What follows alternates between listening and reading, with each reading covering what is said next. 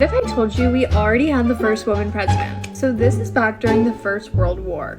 It was 1918 and Woodrow Wilson was trying very hard to establish the League of Nations. Basically, he was super stressed out because the House and the Senate were both run by Republicans and he wanted to sign a treaty that they did not agree with. So he decided to plead his case directly with the American people by going on tour and explaining to them why he wanted to sign the treaty.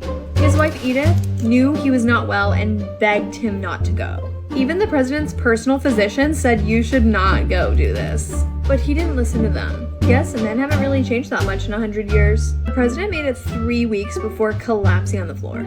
Edith was devastated. They rushed the president back to the White House.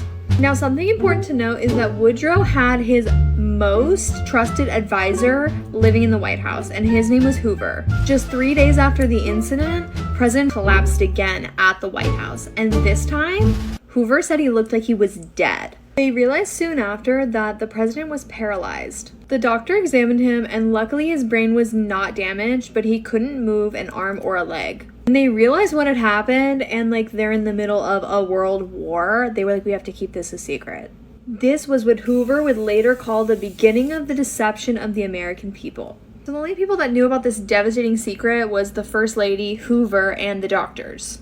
But people were getting suspicious because this was a president that was literally just on tour, looked exhausted, and now he's nowhere in the spotlight. So you'd think that obviously the vice president would stand up and take his spot, but no.